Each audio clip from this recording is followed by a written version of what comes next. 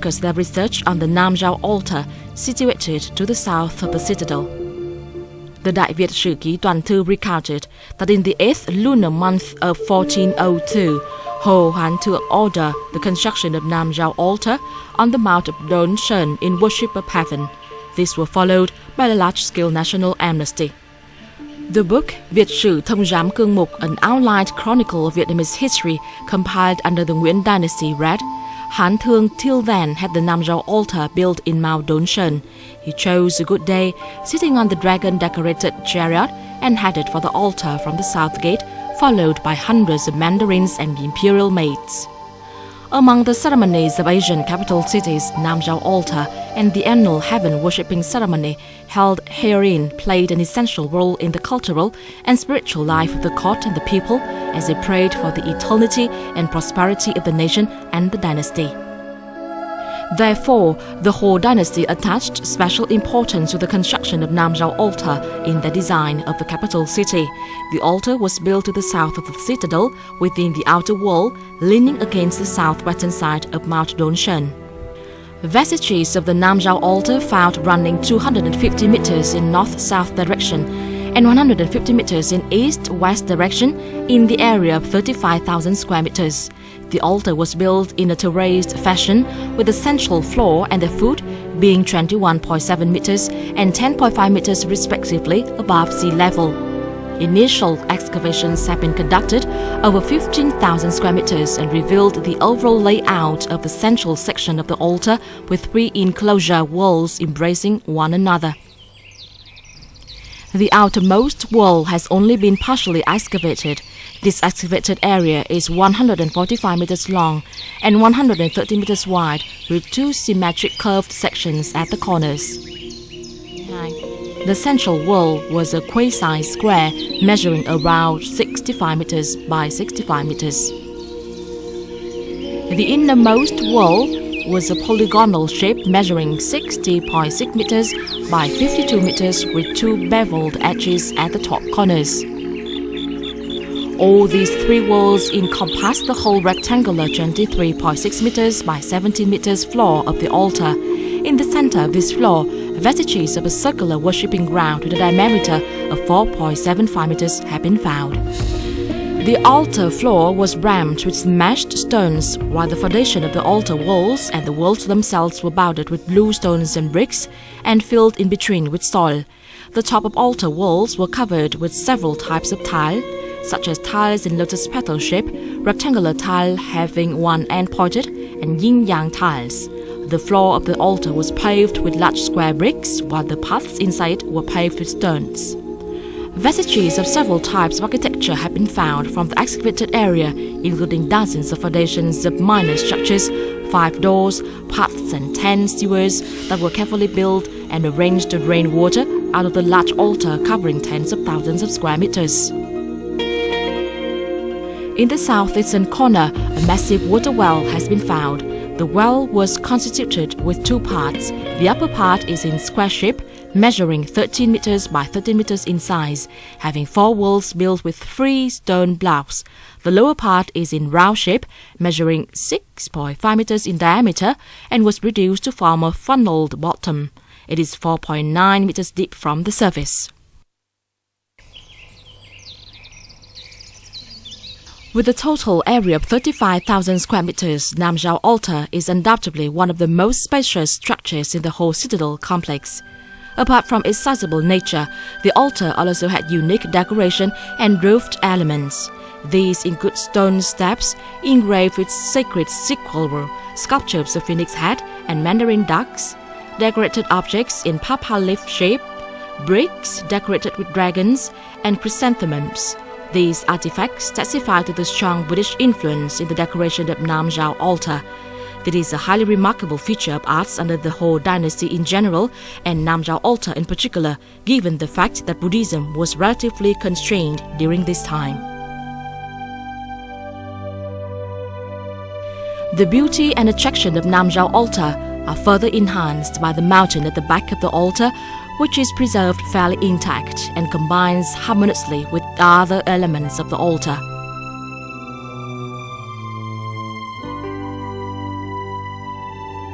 The value of the whole citadel is not only evident in monuments, palaces and city walls in the protected zones, but is also remarkable in the buffer zone with the presence of a whole range of diversified and original natural and cultural, tangible and intangible heritage. The buffer zone bears an important relation, be it direct or indirect, to the historical citadel.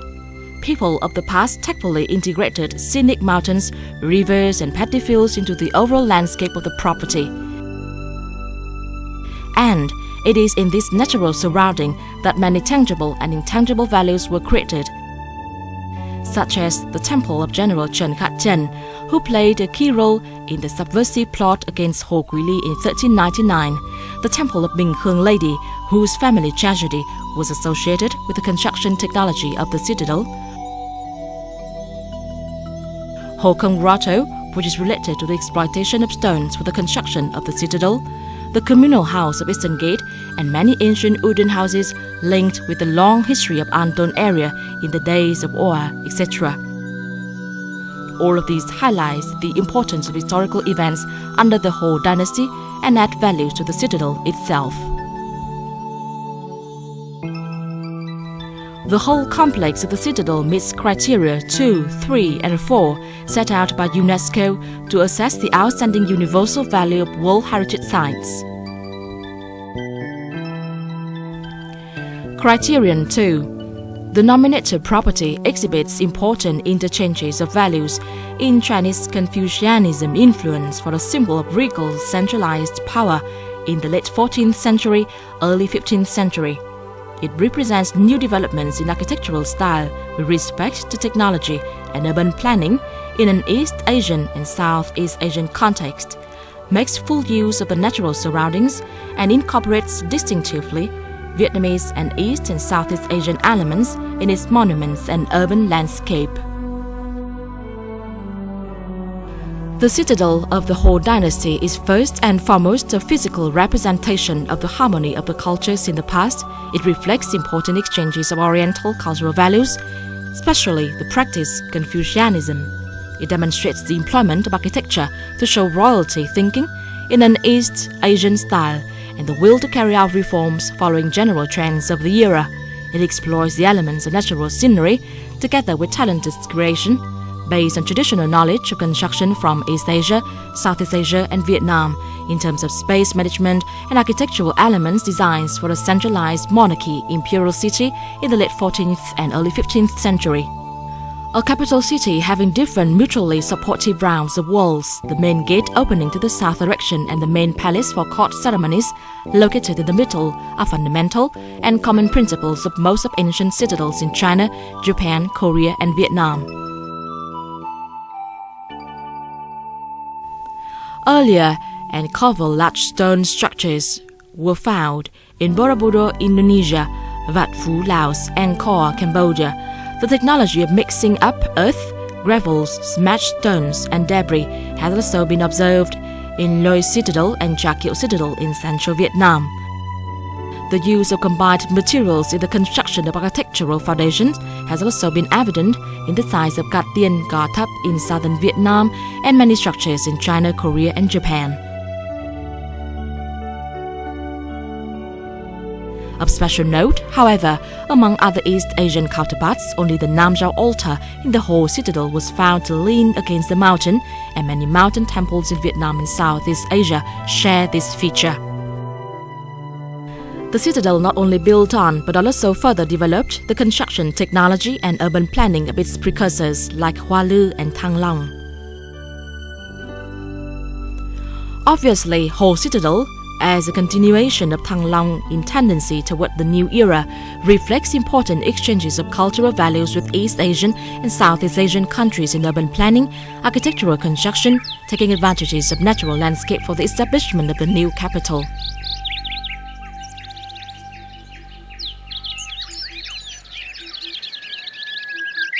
In addition to the elements of cultural interaction, Ho Citadel clearly represents elements of new creation of the era.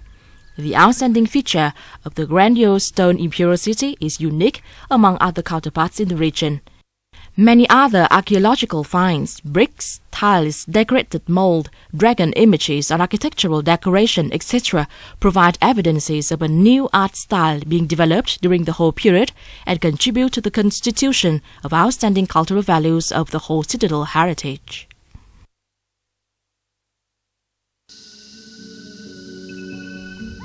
Criterion 3. The nominated property demonstrates and provides evidence of the determination to pursue the reformist programs to build an increasingly powerful state and create new cultural identities on the ground of traditional values in terms of art, architecture, and urban design. It therefore bears an exceptional testimony to a period of strengthening traditional values and promoting new ideological movements in East Asia and Southeast Asia.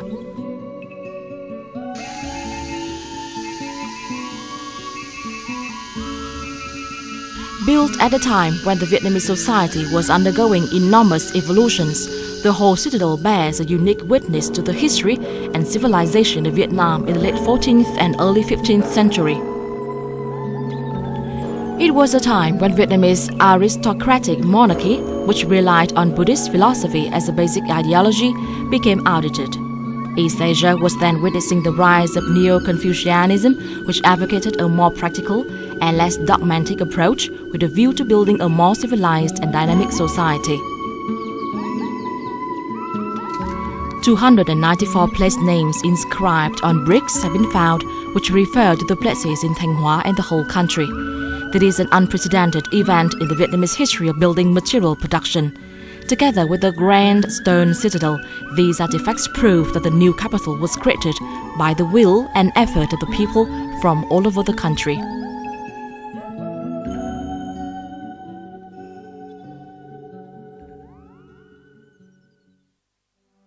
Criteria 4. The nominated site outstandingly represents architectural construction type of a new style of Southeast Asian imperial city, with miraculous achievements in engineering and in its use of stone material handicrafted with the science and technological conditions of Vietnam, East Asia and Southeast Asia during the period of the late 14th and early 15th century. Throughout Vietnamese history, various citadels have been built before and after the whole citadel. These include Co Loa Citadel, 3rd century BC, Hoa Le Citadel, 10th century, Thăng Long Citadel, 11th to 14th centuries, Thăng Long Citadel, 15th to 18th centuries, Hoàng Đế Citadel, late 18th century, Huế Citadel, 19th to 20th centuries. However, all of these citadels were built mainly of earth and bricks. None of them used stones as their main, if not only, type of material. The use of stones, if any, was only for some of the most fundamental positions such as the foot or the edge of the citadel gate, like in the south gate of Thăng Long Citadel under the Lê dynasty, on the north gate of Hà Nội Citadel under the Nguyễn dynasty. Also, existing literature shows that although stones are commonly used in the architectural structures around the world, no capital city in Southeast Asia and East Asia had its imperial citadel wall built of such tremendous stone blocks like the ones found in the whole citadel. Stones used to reinforce floors and make rails, stairs, and bases.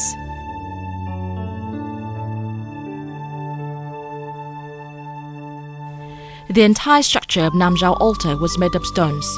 Building massive stone wall required a complex and sophisticated conveyor belt technology.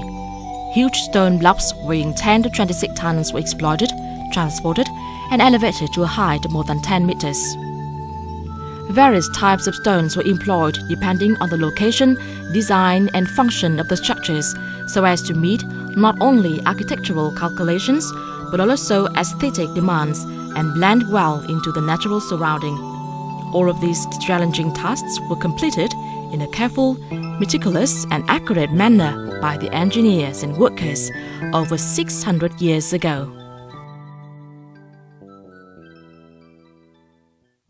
Cái khu di tích thành Tây Đô, hay nói rõ hơn là cái tòa hoàng thành bằng đá của kinh thành Tây Đô, nó là một cái kinh đô, một cái tòa thành đá